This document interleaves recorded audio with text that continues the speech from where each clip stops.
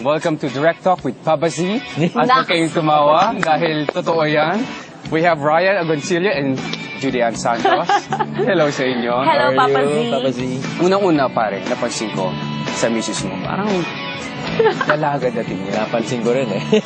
Anyway, conscious effort ba yung pagiging I have to lose weight? Kasi meron ibang mga mother na parang, okay, nanganak ako, ito na ako ngayon, so I'll stick with this weight. Meron siyempre, oo eh. Alam mo, galing ka na sa pagiging mataba. So alam mo yung pakiramdam kapag kinukutsa ka ng tao. Pangalawa, you really want to look good for your husband. Hindi Kasi rin ang lang. hirap naman din nung... Parang sa akin lang Wow. Yeah! Grabe ka. Ay, kunyari, hindi natutuwa. Grabe. Kasi kung minsan, Siyempre. hindi mo naman may iwasan na maikumpara ka sa mga nakakasama niya araw-araw. So, para tapos ang usapan, kung kaya nila, kaya ko. Mas kaya ko kasi nasa bahay lang ako. Pero napansin mo ba kung binubola ka na ni Ryan na, payat? Pero pag tingin mo sa salim, parang hindi pa ako payat ha. Binubola ako ng mister ko ha. Alam ko hindi niya ako binubola kasi madalas tong mga labit eh. Hindi lang sa salita, kundi pati sa gawa. Sa isip, sa salita at sa gawa, covered niya lahat yan. It was an afternoon of laughter and fun kasama ang isa sa mga hinahangaan natin showbiz couples ngayon na sina Ryan at Judy Ann. Kaya naman sinamantala ko ang pagkakataon para makilala natin sila ng gusto. Ano yung sa part ng katawan ni Judy Ann na gusto mo pero she hates it for some reason? Nung bata kasi siya, nakukutya siya sa pisngi. So lagi niyang ginagawang punchline yung pisngi. Ako, gusto ko nga yung pisngi. Kissable eh. Diba? At saka yung cute-cute mo, Oo, meron kang eh. mapipindot, di ba? Minsan nga, hindi ko napipigilan. Nakagat ko sa pisngi dahil nanggigil ako eh. Nasapak ako eh. Pero natutuwa ako eh. So ano naman yung parte ni Ryan na talaga namang gusto mo? Yung height niya. Gusto mo? Naman. Pero, you know, dude, hindi ka naman mukhang maliit eh. Well, Hindi siya... Akala lang ng mga tao, Oo. maliit na maliit sila. Hindi Hindi naman, naman. oo. Eh, gusto ko makaranas na syempre. Gusto mo malalaman yung hangin na nalala sa Oo, puso. baka mas mag-presko yung hangin dun eh. Diba? Oo, tama. Oo. Paggabi, ano yung naiisip mo sana ang suotin niya ngayong gabi ay ganito, ganyan? Well, I find it very sexy when she's hindi lingerie. Yung kanyang medyo shirt siguro. parang pang-batang underwear na kasi Ano, may mahilig Tweety to. Bird, Hindi meron naman mga- Tweety Bird. Yung, it's not the sexy alam ko yung, lingerie. oh, yung but, parang pa-cute na... Yeah. Oo. It's cute and then she wears a big shirt or probably my shirt pa. Diba? Na okay. Si Ryan ba nagba-Batman underwear yan? Mga Superman? Nako. Mazinger Z? Minsan nangyari na sa akin. Sabi ko, bakit ba ganito? Sa Itbulaga ako nun eh. Oo. Ano mga pakali mag-host? Suot ko underwear niya. Kasi yung mga design ng Oo. underwear ko, halos pareho sa kanya. Oo. So yung mga Nalilito yung angels namin sa made na- bahay, hindi nila alam kung Kanino. ang kanino. So pag ako napapansin ko, ba't kulang? Parang kung makitang underwear, pagtingin ko sa closet niya, nandun naman lahat. Kaya pala abang nagpipinoy henyo, Hindi medyo... ka... Parang silky ang dating. Hindi. Ano? Parang ano eh. Parang ipit eh.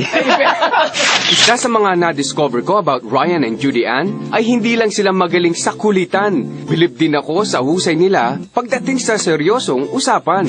Okay, let's talk about your careers. Judy Ann, ikaw ba may pangangamba ka pa ba sa career mo? Hindi mo yata maaalis sa mga batang artista yung gano'n eh. Yung mag-isip ka na may career pa ba after all these things? Kasi marami ka pang pinaproseso, alam mo na mahaba pa yung tatahakin ng mga bata kasi may education pa and you still have a lot of responsibilities to begin with. But then again, parang ang sa akin, if people loves me for even if I gain weight or even if I lose weight, andyan lang sila. At naniniwala ako na may mga gandang project sa darating. Kaya rin ako naghahanda kung sakasakali lang na halimbawa hindi na ako tanggapin ng mga tao, at least meron akong pinag-aralan. That's why nag-culinary ako. For one, I feel lucky because hindi ko naman maikakaila that a huge chunk of my improvement in the department of career talks, no?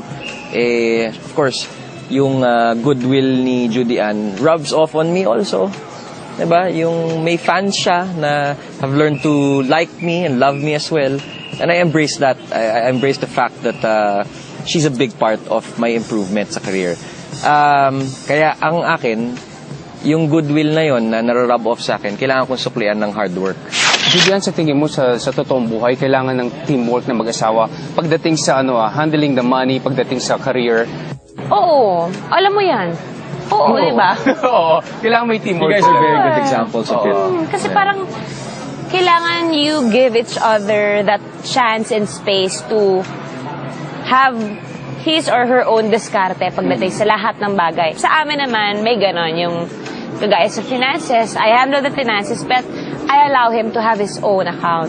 Whatever he buys, whatever things or gadget na gusto niya, wala akong pakialam kasi pera niya yan. Pera niya yun, oo. Basta hindi niya gagalawin yung sustento na binibigay niya dito. Oo. Ganon din sa akin. Kung ano man ang biling kong sapatos o kagamitan, wala ring issue sa kanya yon kasi pera ko yon. And we have another account for emergency and another account for travel. Para pagka nakaipon na kami for travel, Joint account na yun pareho. oo, joint account na yun pareho. Pero parehong hindi ginagalaw yun. Very close to ideal ang samahan ni na Ryan at Judy Ann. Kaya naman talagang hindi nakapagtataka kung bakit patuloy silang hinahangaan at tinatangkilik ng karamihan. Thank you, Papa Z. Para Thank you, sa Papa inyo to. Z. Thank you. Salamat, Thank Papa you, Z. Wow! Zoran Galing-galing. interview outside the studio. Thank you, Walang biro. Talaga Promise, pwede ka na isalang sa in-game. At meron na siyang pangalan talaga, Papa Z. Oo, Papa Z. Sa Twitter, Dr. Love. Dito Ay, naman, Papa papaalam Z. ko kay Dr. Love. Okay. At saka yung larawan ng isang mag-asawa na walang kaproblema si Ryan at si Juday. Correct. Oo, totoo. And according to Maganda. Zoran, ang payat-payat ni Juday ngayon. She looks very good. Yes. Fair. Oo, Mas madisiplina payat si pa Juday. siya in person. So that means she's really payat. Saka ang sarap ng kwentuhan nyo, Hindi ka mauubusan talaga. Hindi talaga. Masarap doon sa Napa Restaurant.